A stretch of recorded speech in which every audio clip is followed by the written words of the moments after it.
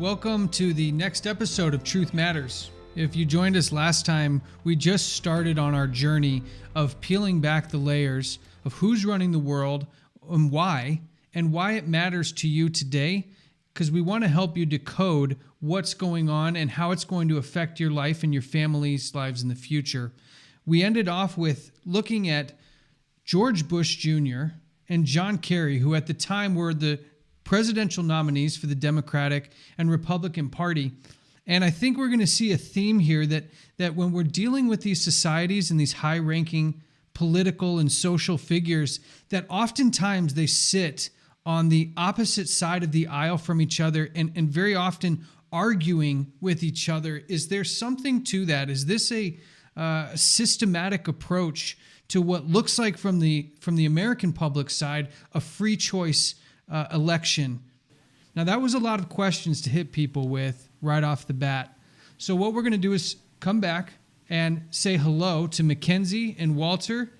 Thank you guys for joining us once again to unpack these things. Hi. Thank you. It's a pleasure. Hi. So I think maybe people don't really understand that there is a contrast between these two parties, even though when we look at the source where they came from, where they were trained, that they share the same backgrounds. What do you guys think about how this relates to what the American public sees as normally as a free election? Well, they say that two very strong parties that have opposing ideologies actually represent the ideal system for any country. Between the two, you can move public opinion in a particular direction. Now, there was a philosopher, and his name was Hegel, and he proposed the idea that when you have two opposing ideologies, which he called thesis and antithesis, eventually, if you play your cards right, you will create a synthesis. And the best way to get to a synthesis system is to rub the two parties up against each other in a conflict situation. And as the conflict grows, the need for calm and peace increases.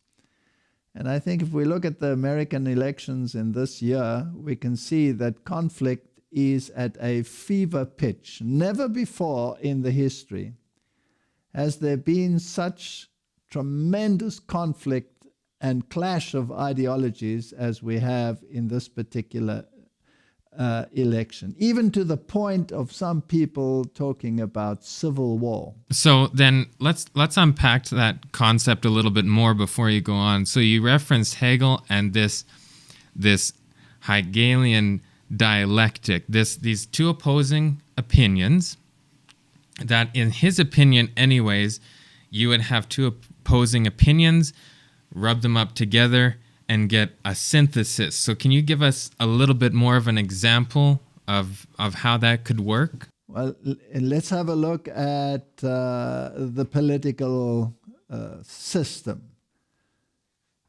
In the one camp, in this election, for example, you have a very capitalistic view of how to run things, and in the other camp, you have a very socialist view of how to run things, even to the point of drifting it to almost a communist ideology opposed to a capitalist ideology. Now you have two very great extremes. And the very left grouping within the Democratic Party is pushing for almost a communist agenda. So you look at movements like Black Lives Matter, they have communist ideologies at their base, as have been reported by their speakers. So if you rub those two together, then you will develop a sort of socialism, which is neither capitalism nor communism, and that would be a synthesis.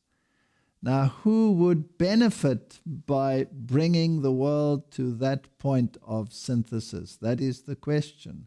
Which organization in the world has a socialist agenda or a social agenda which is embodied in a halfway measure between what the Republicans and what the Democrats are standing for at the moment. That would be a typical Hegelian dialectic. So who is Hegel? He was a philosopher, if you like, and he was all of these people have roots in German philosophy. Whether you're talking about Freud, or whether you're talking about any one of those people that developed the concepts of how to deal with minds, then you eventually get to Hegel, who had this philosophy of rubbing two ideologies up against each other. And then you jump right into secret societies, which have the same philosophy. If you take Freemasonry that we discussed last time, they have a concept which is called ordo ab chaos, order out of chaos. In other words, if you want to achieve a particular world order, you have to create the chaos in order to achieve that. You rub the ideologies up against each other until they become unbearable, and then you get the synthesis that you want. You can do that in the political sphere, you can do that in the economic sphere, and you can do that in the religious sphere. So it seems to be kind of a common thread or thought to have these opposing opinions to get something in the middle. Absolutely. Wait, so you're saying that there's actually a systematic approach to what we're seeing in this conflict right now, that these societies that we've been discussing are actually putting into movement social justice and social campaigns that are causing this friction. So these secret societies have a direct correlation to this friction and this division that we're seeing right now in the States. Correct. And if you go back to our previous discussion, we spoke about the Knights Templars, and we spoke about the Demolays, and we spoke about how these systems are integrated into modern political systems, and how Freemasonry can be found at virtually every level in every little town, as you mentioned last time. Now, when we go back to the roots of these organizations, they actually go back much further than the Middle Ages and the Knights Templars, because that same ideology can be taken back even further, as we alluded to last time, to Babylon. And Babylon can be taken back even further to, in some circles, what is considered the antediluvian world. So then you're going into biblical concepts, and you eventually come up with a conflict that existed from time immemorial. If you take a book like Morals and Dogma by Albert Pike, then you will see that they take their philosophy not only back to Nimrod, which is part of the Babylonian system, they take it back literally to Enoch, son of Cain. So it is an ideological battle between an ideological view which is embodied by a Cain model, and that which is modeled by the opposite side. So you have two Enochs actually opposing each other.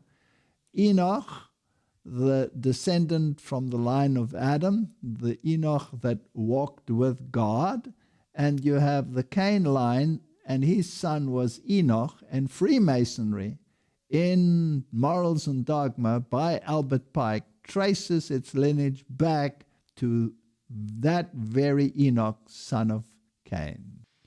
I just wanted to let our viewers know that this book, Morals and Dogma, is actually almost the handbook of Freemasonry. Albert Pike was a master Mason, and if you go online, you can find digital copies of it for free, and you'll find that this is a very revealing book, and it's something that they hand out to initiates to become familiar with the true spirit of Freemasonry and some of the history Walter talked about. But then we have these societies that we're referring to, going all the way back and tracing them to stories that are in the Bible, strangely enough. So we have these weird symbolism that come from Egypt, and I think we're going to go into symbolism a little bit more in some of the upcoming episodes, which is extremely interesting. But then they're tracing to certain events that happened in the Bible and other historical events. So in what sense do we see... So these secret societies, when did they first come? Well, since we're talking about America right now, when did they come to America? How can we actually trace them as...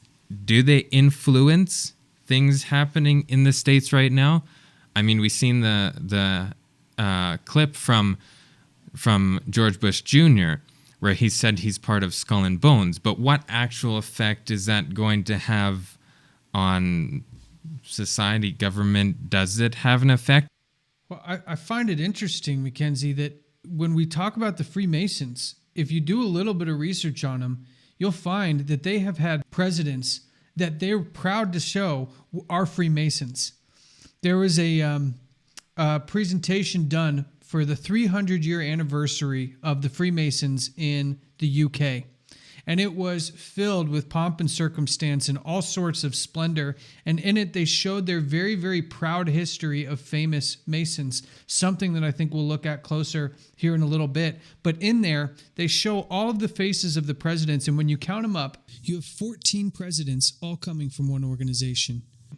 And I found that very interesting in relation to your question, because if we have a free and open society with a democratic electoral process, how could it possibly be that 14 presidents are all from one organization? It doesn't seem possible that they could all be part of the same society and not have their ideologies influenced in some way. Walter, why would all of these people be part of these societies? Why are all these high-ranking members and past presidents traced back to an organization like the Freemasons? What's the benefit? You can take it back to the founding fathers. Many of them were Masonic, and the Constitution had Puritans involved, but they also had Masonics involved. So it is a very cleverly worded document. But you can actually go further.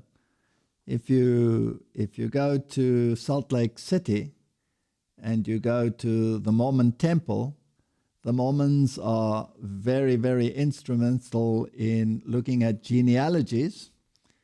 And you will find a wall there with a relief of how the various presidents of the United States were related to each other. And you will find the very interesting fact there that they all come from the same bloodline. Now, if everything was so truly democratic as people claim that it is, then how is it even remotely possible, statistically, that they should come from the same bloodline, irrespective of whether they came from the Democratic Party or the Republican Party? So this runs a lot deeper than people actually realize. I think we need to stop and realize here for a second that our viewers may have never heard this information before. You just said that every president of the United States is, when tracing them back genealogically, are from the same family. Is that right? Yes.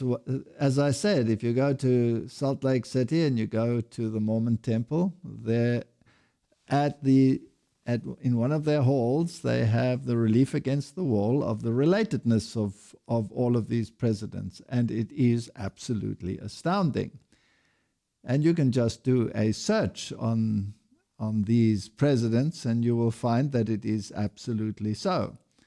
And that even across racial lines, for example, Obama was related to the other presidents and other candidates running at the time through his mother. So yes, there is a common thread, and they all seem to belong to secret societies, which somehow trace themselves through Freemasonry and sub-organizations, like chapter 322, which was the chapter of Skull and Bones, which we mentioned last time. Now, if you go back into history, then chapter 322 is a chapter of the Illuminati. Now, where does the Illuminati come from? It was founded by one Adam Weishaupt and in Ingolstadt in Germany. And this organization was apparently destroyed by the Bavarians eventually, or was it? Now, who was Adam Weishaupt? He was a Jesuit. And now it becomes even more interesting. So it's an organization that was founded by a Jesuit. Now they will say that it was an ex-Jesuit, but what proof does one really have that he is an ex-Jesuit, except that it is being said because he is associated with an organization like the Illuminati?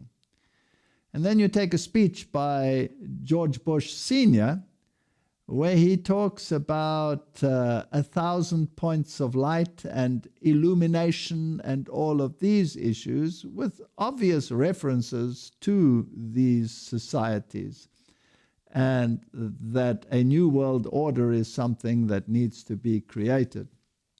So yes, there is this common thread. And the question you have to ask yourself is, who is at the head of this organization? Who would be able to embody not only the ideologies, not only the religious aspects, but also the bloodlines? Who would be able to take it back all the way, not only to Babylon, but as Albert Pike says, all the way back to Enoch, son of Cain? And what was the ideology? The ideology of Enoch, son of Cain, was one city. One city. He was the founder of the city, all humanity being part of one system. And opposed to that, you have Babylon, where there was also one ziggurat, one system, one world controlling power run by one ideology. And according to scripture, that was confounded when the languages were confused and the people were scattered abroad. Now, if you wanted the one city concept, then you have to go back to Babylon. And if you go to scripture, there's a system which is called Babylon, and it's also called a city on a hill. And it is also referred to as a religious system, as a mother. It's also referred to as an apostate system. So again, you have the Cain and Abel concept involved in it. So basically, at the bottom of it all, there runs an ideological thread. So the rest are public manifestations, but behind the scenes, there is one philosophical, ideological, call it religious thread. So we have all these presidents that are connected by not only blood, but by these societies, which elevate several things that we've been gathering so far. One of them is history. They know their history. They know their lineage, or else they wouldn't be able to keep that line going through. Also, they have these symbols that are relating them, which I think we're going to go into a little bit later. You'll see the connection where we show all the symbols. And they have this ideology that is very similar, this one world concept. So then we have, like you referred to, George Bush Sr. talking about this new world order, this one world system that they trace all the way back to this Enoch from Cain. Let's take a listen to a clip. I have a clip here of George Bush referencing these very things. A world of barbed wire and concrete block, conflict, and Cold War. And now we can see a new world coming into view. A world in which there is the very real prospect of a new world order. We have before us the opportunity to forge for ourselves and for future generations a new world order. When we are successful, and we will be, we have a real chance at this new world order, an order in which a credible United Nations can use its peacekeeping role to fulfill the promise and vision of the UN's founders. So he said a few very interesting things here.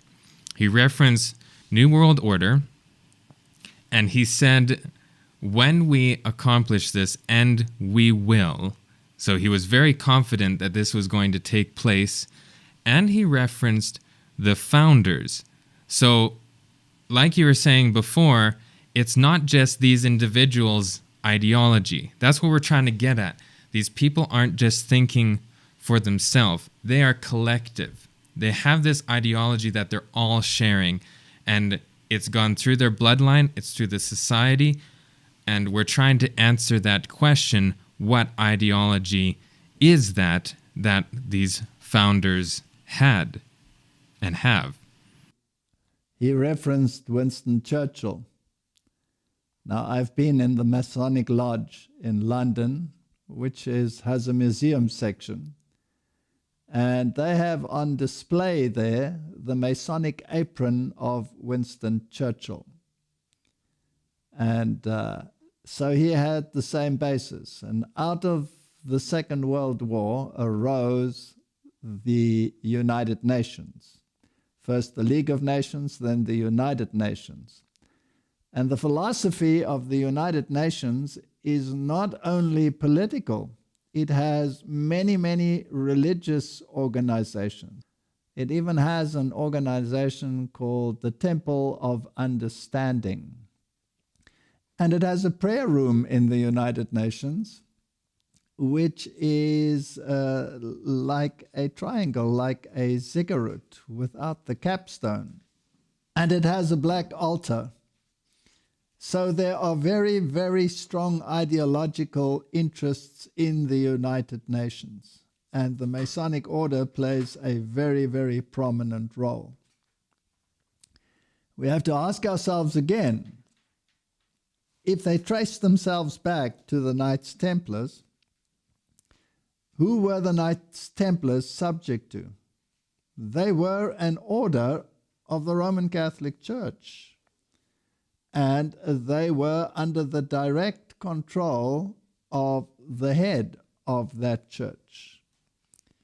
And their goal was to achieve world recognition and world dominance through and for the system. So we have this secret society that has secret, whatever it may be, knowledge on something. And you're saying that it's connected to Roman Catholicism. Well, the very nature of the Knights Templars shows that they were connected to Catholicism. Now, when the Knights Templars were disbanded, their ideology was not disbanded. Their ideology was just furthered by other systems through other organizations such as the Rosicrucians. And if you go into the ideology of the Rosicrucians, then you actually get to Gnosticism. And Gnosticism is a form of religion which eventually deifies man. If you go back into the history and you trace it all the way back again to the conflict between Cain and Abel, then you have that same conflict, and you take it back further, then it is again a religious ideological war of who is in control and who governs. Is there a higher power that delegates law and justice, or is humanity alone responsible for its future? And this is where Gnosticism comes in, the deification of man. You have organizations in the world like the New Age movement today, which is very strong on the deification of man. You have statements in the Catechism of Roman Catholicism, which basically claim that Christ became man so that man can become God. So this Gnostic element, which you find amongst the Rosicrucians, you will also find very deeply entrenched in these organizations. Okay, so let's just unpack this a little bit. So we referred to a couple things here. You referred to Gnosticism. You also referred to the Rosicrucians, which, if you look in history, were very closely related to the beginnings of America as a country. The Rosicrucians started in, I think they're what they call the Ephrata Cloister in Pennsylvania in 1786. So we see very early on in America that the Rosicrucians were already here, which are connected to Freemasonry. So they're hand in hand, because one of the founders of both, Sir Francis Bacon, was connected very closely with both of those. We could maybe go into that a little bit on another time, and then you mentioned Gnosticism, which also Albert Mackey says that the G, which is in Freemasonry's symbolism, they have a compass and they have a square and then a G in the center. That G represents Gnosticism. That's what Albert Mackey says, and he's a Freemason author. So we have all these different concepts now coming out from these different societies. If I were a viewer or a listener right now, and this is all news to me, I've noticed a transition has happened. We've been talking about these high-ranking officials in very public places of power that are money-related, territory-related, governance-related, but something's happened to our conversation, which I think is a very important point for our viewers and our listeners to tune into. We've talked about some of these organizations: Freemasons, Knights of Malta, Knights Templar, Rosicrucians, Golden Dawn, Egyptian mysticism, Theosophical societies, Gnosticism. The conversation all of a sudden has become very spiritual in nature. Is what we're seeing here the missing element that people maybe who are looking in the world and asking what's going on, is the missing element around what connects all of these organizations together, a spiritual component? Is that what we're discussing here? I think that's exactly what we're discussing. In the last episode, we spoke about the capstone of the pyramid that was disconnected. Disconnected to what? To the entire structure, which rests on a very broad base, which is a square, by the way. And the compass and square is, of course, part of the Masonic thinking. Now, who is represented by that capstone, by that all-seeing eye? If you read what is written in the Masonic writings, then they make no bones about it that the power behind the power is what they call Lucifer, the illuminated one, the light bearer. And we have many symbols of light bearing. You have a statue in your country which is called the Statue of Liberty, which bears a light, doesn't it? And this ideology of the light bearer, the seething power, as the Masonic fraternity refers to it, of Lucifer in the hands, this is the underlying current. Now, this conflict that we were speaking about, which has gone into a very spiritual connotation now, erupts periodically. And normally it is associated with great conflict. If you take the Reformation period, for example, the Reformation was a movement back to the authority of Scripture. And at that time, the Medici family, which was a banking family, a royal family, and a papal family, was actually ruling in Rome. And the Medicis gathered together all the writings of Gnosticism and of the philosophy of Greece and incorporated it in their library. And out of this Medici philosophy, which was the papal philosophy, you had the rise eventually of the Jesuit order. And the Jesuit order, in actual fact, was the embodiment of the Medici philosophy, which was Gnosticism.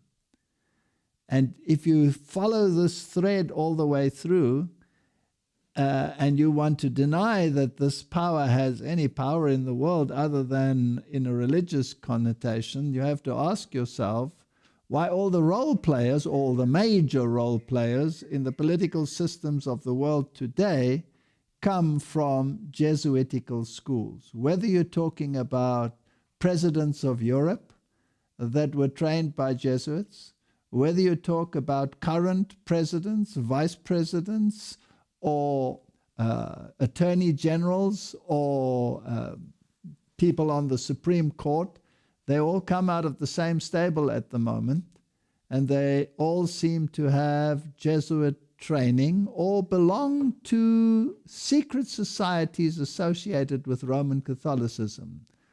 Like William Barr, for example, belongs to the Knights of Columbus. And if you go to the newest member of the Supreme Court, she belonged to secret societies within Roman Catholicism.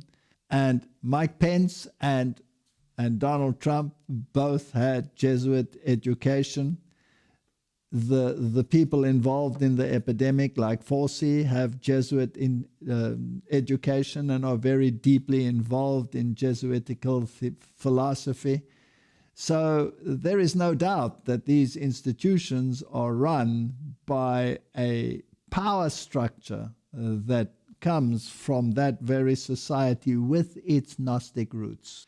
I just want to be really clear here, because it sounds like you're starting to shape a hierarchy for us here, Walter.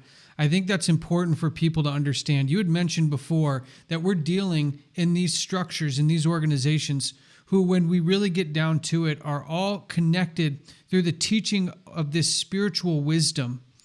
That there are layers, and at the base layer, we've got some organizations, but let's really get down to what I think our viewers and our listeners want to know, and I think it's going to need some context. But can we get a clear answer? Who is at the top of these secret society pyramids? Because you've mentioned this new organization, the Jesuits, several times. Are they the ones that sit at the top of this pyramid? Well, who do they swear allegiance to? That's the next question. And who is higher? The one who pays the allegiance, or the one who dominates the allegiance? The Jesuit order was created with one view, and one view alone, and that is to restore the power structure of the papal system that dominated in the Middle Ages and that was lost as a consequence of the Reformation. Now, if they swear allegiance to the papal power, which claims infallibility, and if you trace its philosophy, it does not only have a religious philosophy, it has a political philosophy and has expended vast means in order to propagate that political philosophy. If you take the religious wars in the world, if you take the structures that have been put in place in order to achieve the social agenda as propagated by Rome, even in the latest encyclical of Pope Francis, then there is not only a religious agenda, there is a very clear political agenda, which, according to Pope Francis, has to be run through the United Nations. And George Bush said exactly the same in his World Order speech, that the United Nations has to be empowered in order to do this. So then we have all these different secret societies, these subsidiaries that we know are founded from somewhere and someone, which we're tracing this back to this society called the Jesuits. If people don't really know what that is, we should probably go into that a little bit and explain that, because in some of the secret society lodges, let's take Freemasonry, for example. In America, they have the Bible sitting at the front. Now, why, if they have the Bible at the front, do they deny the Bible's version of Enoch, and they have another Enoch, this Enoch from Cain, not the one that the Bible is emphasizing? So we have that question there. And then you said that we have these references to Lucifer, which is light bearer, light. So we have this light that's coming from these societies, this knowledge, this something. So how is that all connecting through? If you go to the 33-degree Masonic Temple in Washington, you will find on the altar not only the Bible, you will find the Quran, you will find the Sancta Vita, you will find the Jewish writings, you will find many of these religious authoritative books on the altar. So in other words, they are basically saying they all form part of a mosaic. Now, you can put the scriptures, for example, on the altar. That doesn't mean that you adhere to the tenet of the scriptures. In Kabbalism, you read not what the word says, you read the supposed code in the word. So what's Kabbalism, in case people never heard of that word before? All right. Kabbalism is basically Gnosticism, is basically Rosicrucianism. Kabbalism goes back to the same idea that man inherently is deified.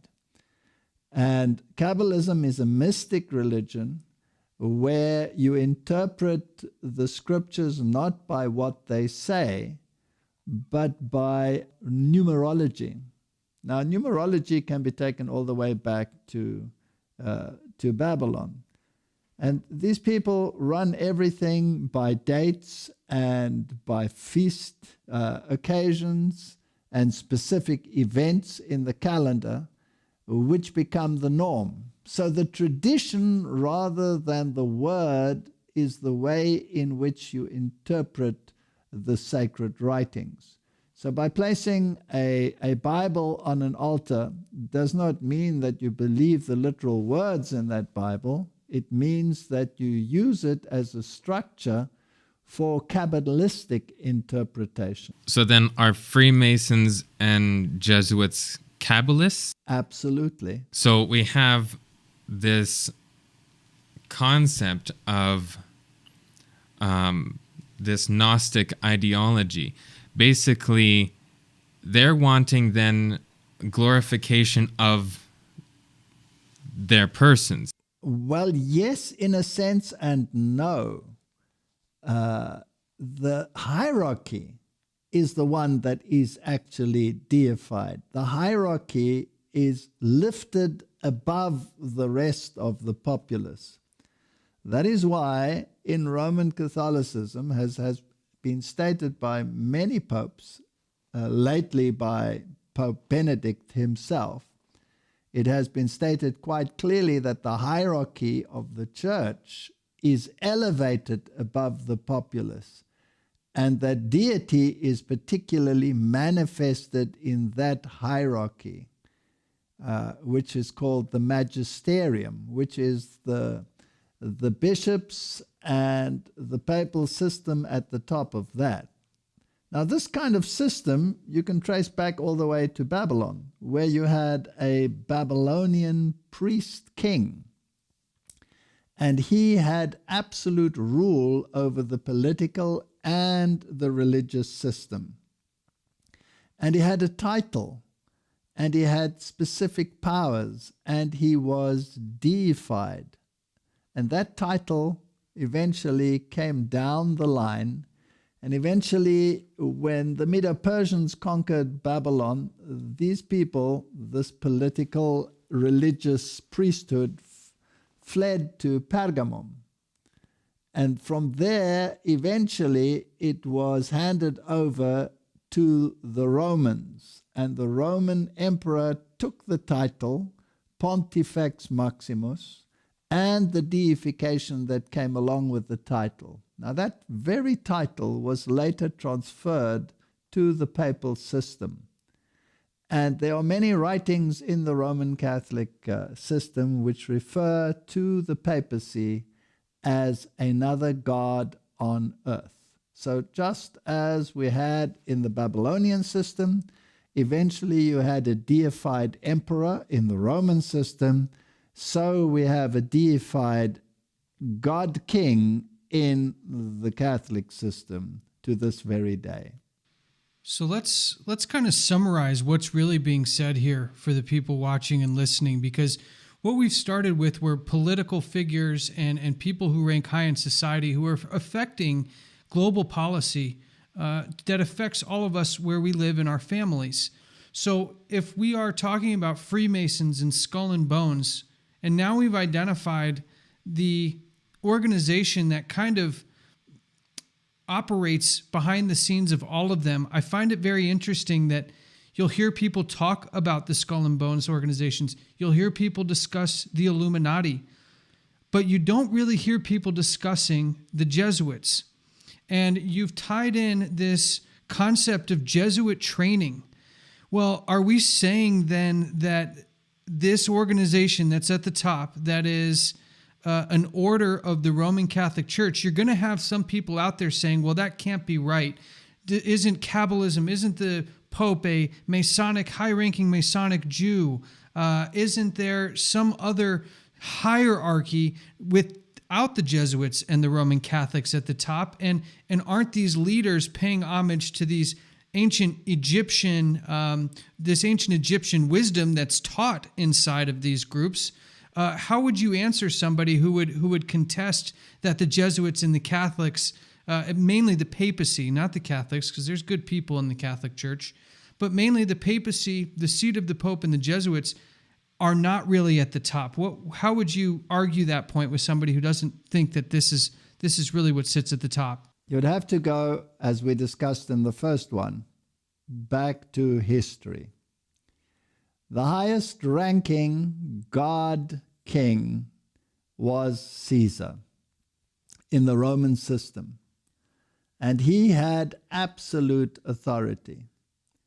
Now, that authority and that title was transferred to the papal system, and that is history. And Vigilus ascended the papal chair with the full title, the vestments, and the authority of a Caesar. And he was proclaimed the corrector of heretics, and he held sway of all government power and religious power in the whole period of the Middle Ages. That was the ruling power. The kings of Europe bowed to that power. If they went contrary to the wishes of that power, they were excommunicated. Whether they were a German king, whether they were a British king, it made no difference. That power held sway. That power lost its authority after the Reformation, and particularly with the final destruction of the political system. So in 1798, this power was lost, but in 1929, political power was restored to the Roman Catholic system when Mussolini gave back the political territory and the political power. Now, the question we have to ask ourselves is, which religious system in the world is also functioning as a political system? And you will find that model in some Islamic countries like in Iran. And you will find in Roman Catholicism that the papacy is both a political and a religious system. The difference between the two is that in Rome, in the Roman philosophy, the state has a very prominent role to play, separate from the church, but the overall ruler is the hierarchy of the church. Whereas in Islamic systems, the state is also the religious system. Now, which system has diplomatic relations with virtually every country on the planet? Only the Roman Catholic system. So here you have a system that not only has religious clout in the world and a religious authority in the world, especially in terms of ecumenism and all the religions coming together to liaise with the power in Rome, but also the political powers liaise with Rome. It is the only system on the planet that qualifies in the spiritual and the political realm to play an overseeing role. And that is what the scripture actually refers to when it talks about this system. It calls the system an overseer. An overseer. And that is what a bishop really is an overseer. An overseer of what? Of only the spiritual or also the political? And if the shoe fits, then the organization also has to wear it. So then, does not Catholic mean universal? Yes, that is what it means. So, right in its title, it says we are a universal system. Now, this is a lot to sort of absorb, especially in a short time frame. These first two podcasts about this topic. So we have this criteria because the quote-unquote global agenda or universal new world order, all these terms that you want to use, which is also on the dollar bill, like we were mentioning, the pyramid, and we have the term Novus Ordo Seclorum, which means new order of the ages. So it's all-encompassing, and all the things we're seeing here is this new order. And it has to be universal in all aspects, whether it's religious or political. So then why do we see all these other different organizations? There's so many different organizations, and are they then all connected in some way? Where are they steering to? Are they all back connected to Rome? That is where you come in with the cell structure. You have different cells, but each one is also autonomous. But a cell by itself doesn't make an organism. So this concept of different cells being eventually regulated by one superior system is how the system works. So there are many, many organizations which make up the whole, and many of these organizations do not even know that they are part of the organization. So whether you're talking about youth groups, whether you're talking about all of these sub-organizations, whether you're talking about Zionism or any other secret society, somewhere along the line there is a connection which only those in the know about. So you will have someone who is part of the Demolays, who is also part of the higher structure, who is also part of a still higher structure, and so eventually everything is connected. But you never really see the controlling power. You cannot see the forest for the trees. The forest is so large, but it all consists of trees, and it forms one unit. I want to let our followers know that we're going to dive more into what these organizations actually teach, but I wanted to point to something, Walter, that happened in your history. If I remember correctly, you were trying to find proof connecting the high-ranking Freemasons with the hierarchy of this Jesuit and papal order. And I believe at one point you were actually pulled into a closet after one of your lectures. Can you tell us a little bit about the nature of this information? Like we're giving this information as if it's very common knowledge, but we're trying to just be very straightforward, when in reality, in your own life, Walter, you've had quite some interesting stories on how you've come across this information, and also what did that information actually tell you about connecting these two organizations? Well, I was giving lectures on the issues and I was connecting the dots. I was following the trail, and the trail was leading me in one direction. And I was, in my early career, alluding very strongly to the fact that I believed that there was a connection with the Roman hierarchy. And after one of these lectures, I had an experience where someone pulled me into a closet and told me that they had information that would corroborate this very idea, but that I was not allowed to be in the know as to who was giving it to me.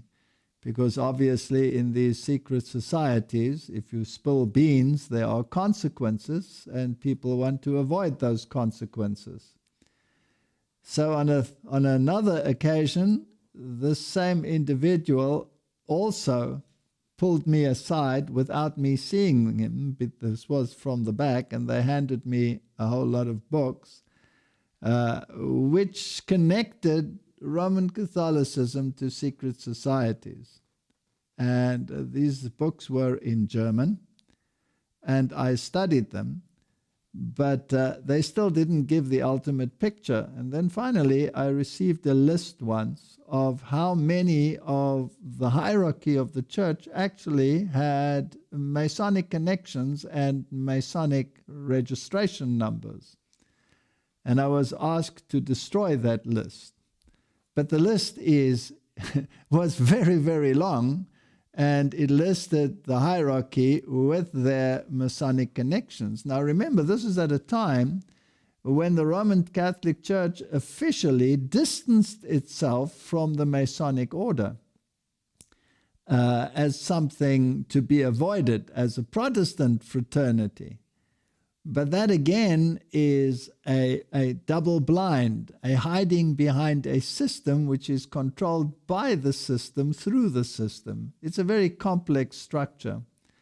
And the less people know as to why they are and what they are in these hierarchies, the better for those that control it. So we don't expect to be popular for telling people this information, but we do it with our hearts filled with the genuine desire for them to know the truth.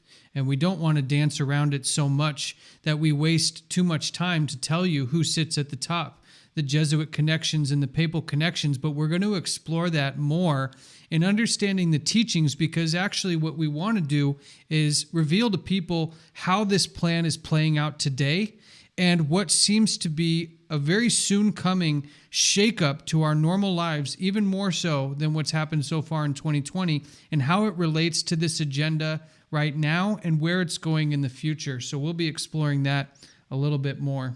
So our goal in the next couple episodes is to really reveal what this agenda is going to look like. And to that end, we received some information about future lockdowns, future public health requirements that are coming through the Canadian government and include things like isolation camps, universal basic income, and some things that I think are really going to hit to the core of people's daily lives. So it'll be important for us to not only review that, but to actually take it back to the teachings of the very people and the very structures that we've been revealing so far in this series. And I think that's a super important thing to mention, because we have these things that are happening now, but why are they happening? And we'll get into more detail in the next episode because our time's up. But we have this apparent Jesuit connection. And George Bush Sr., in one of those videos, he said that it's going to we're fulfilling the vision of the founders. Now, what was that vision? We've kind of touched on it, and it must align, and we're going to show the connection to the vision of the founders of all these societies with the same vision that is in the Jesuit organization, and going to connect to these things that are happening right now in our own countries. And that leads us to the end of this episode. Thank you, Walter, Mackenzie. We hope you guys got a lot of information out of this, but continue to join us as we continue to unpack all of these things, and make sure you have yourself and your family and your friends prepared for what is coming certainly in our near future. Thank you, guys. See you soon. Thank you.